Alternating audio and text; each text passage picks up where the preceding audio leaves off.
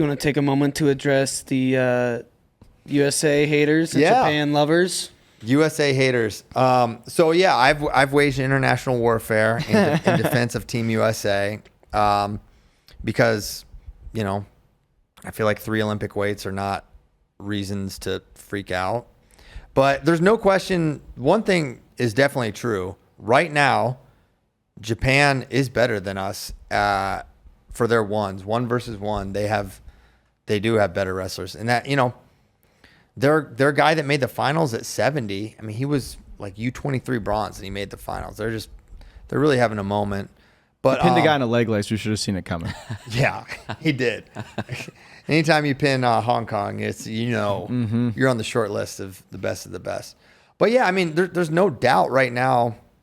I guess my broader point with the USA versus Japan stuff is like, we have been so much better than them for a really long time over the last 10 years. And they've, you know, wanted to have the success we've had. And this year, this was their year. And it was not Team USA's year. And as I've been like thinking about it, the teams we're sending are full of wrestlers that are not just, they just emerged from our process. They are proven. So it's not that we don't have the right, to me, it's a performance issue. We're not wrestling to our best. Very few of our guys wrestle to the best of their abilities that we'd seen in the past, whatever that means or whatever that is. Like, we didn't see that high watermark reached by any of the guys. Is that systemic? I don't know. Do we have a lot of really great guys who are on the tail ends of their career? That seems to be part of it as well. Japan's doing something. Is it replicable here? I don't know, man. They're freaking. The one thing, as I've talking to Ono and talking to other people in Japanese circles, one of their things, and this is so counter to like the trends of wrestling today, especially in college, where it's like the idea that it feels like Penn State has made it very in vogue, like less is more, right? They're pretty open about like 4 practices a week. Ono said 6-7 days a week, and the long practices. And I've done more research on it. They're doing an hour and a half of the drill, hour and a half live every day.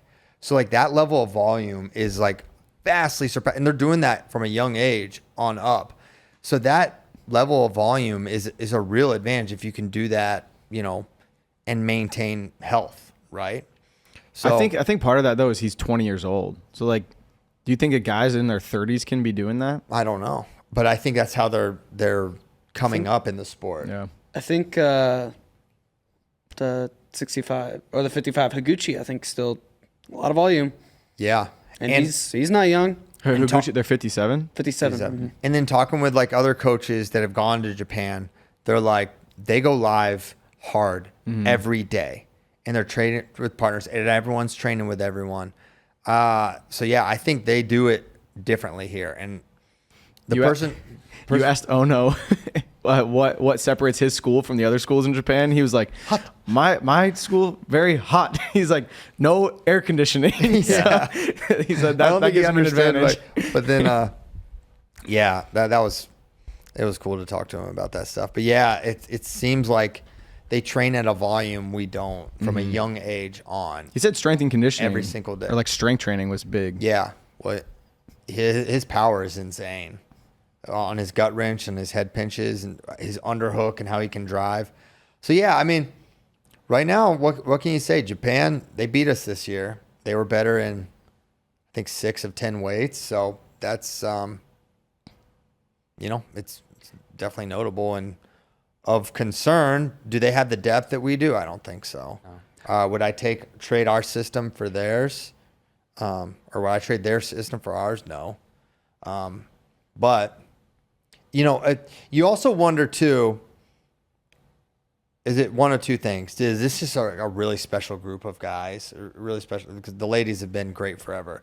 Or is this like the first wave of the Japan? Ladies are actually taking a little dip. I mean, very little. Very little. They're so far ahead of the rest of the world. They win U23s. Okay, U23s. I know, but they does not count. But I know, but in the past they can throw out like number 5, and still win, and it doesn't matter. Yeah, it at least now shows that. Are they taking a dip, or is everyone catching up? Feels to me like people are catching up. Well, that's what I mean by like. I don't know if we're catching up. You don't think so? I don't know. Okay. I mean, I just feel like, I don't know. I mean, they're really I don't good. think we're catching up. I don't either. But I'm saying I don't think they've taken a dip. So like the only thing that can show that like if we're closing the gap, like we have to be catching up. We've gotten better. Didn't they not win U20s too? Or was it close maybe? I think it was U17s, but that's India age cheating, so that doesn't matter. It's since 25-year-olds. I think with this year with Japan versus USA, I think it really is like everything hitting perfect for Japan, and not like things just didn't go well for Team USA this year. But like I don't think it's a sign of like concern, worry. It could really very well could be like this is a special crop for Higuchi. You can't say like, I mean, he's been around for a long time. Yeah, but it's like also like crop. Kiyuka, also those guys like that's the crop. Higuchi didn't make the Olympic team. Whatever 3 or 4 years ago, they sent Takahashi, and Takahashi didn't medal. He only didn't make it because he like missed weight at a tournament, right? And then he lost. And then he lost to Takahashi. Yeah. And then like you go back 1 year, Dake beats Takatani, right? Yeah. They don't have anybody at 7. So it's like this was an incredible year for Japan that is out of the ordinary. It should be like we should take notice of it. We shouldn't just like ignore it. But it was an up year for Japan, and it was a down year for Team USA. It's 1 year. If it continues to happen, then it's like, all right, maybe we do need to change something. I mean, the idea that we had a team that had Spencer, Vito, Zane, James Green, Jordan Burroughs, Kyle Dake, Aaron Brooks, David Taylor, Kyle Snyder, Mason Paris, and we won 0 goals. Like, you all know that's an insanely good team. We just, do we need to compete more? A lot of these guys don't wrestle very much. Do we need to get overseas more and get more feels like that? It's, did the less is more mentality, was that a little too much? Do we need to get out there a little more? I don't know. I'm just throwing things out there because it's the first time since 2014 we didn't get a gold, and that's not good because the standards have changed for American wrestling, and I think the response to us not winning any golds in Paris was kind of evidence of that. Like the standard is just different now. Is this a symptom of Burroughs, Dake, Taylor being at the tail end of their career? And those guys that really raised the bar 6 years ago now are 90% of what they were 5 years ago. And when they're still making the team, 90% gets you bronze and silver, not gold. And there's no one that has emerged that is like that next level talent that has taken them out. Which means, is this going to be the new normal moving forward where we expect, in a 10-weight year, 1 to 2 golds instead of what we have become accustomed to, a la 4, 5, whatever. You should pull up Tyler. Nomad has a tweet that shows all the men's freestyle points from U17s, U20s, U23s, and seniors. That's a pretty good perspective on like where we're at. Yeah. Who won it? Was it Iran? Iran, yeah. Yeah. Well, part of it is Russia didn't wrestle at the Olympics. Yeah. Oh, true. But I think to JD's point, I think like unless something changes where we really have like a couple guys emerge as like next level superstars, like this could be the norm where we might only get 1 gold a year on the senior level, and like we could just be happy with a few bronzes and like 4 or 5 medals, and like that's it. Unless something changes, like that's kind of where the trend is right now. We said it so many times, like in the previous years, like how lucky and insane it is that all these guys are on teams at the same time. And this is what the reality of the other side of that looks like. And, the next generation is going to they have big shoes to fill. And maybe that segues to the next topic, which is, we know David's done and Jordan's future. And maybe let's talk a little bit about his tournament.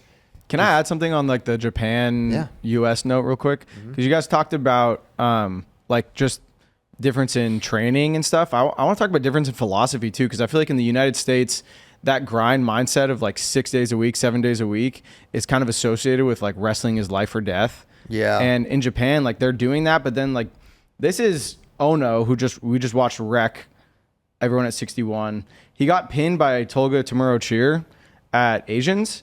Watch like his reaction when he gets pinned. I'm watching.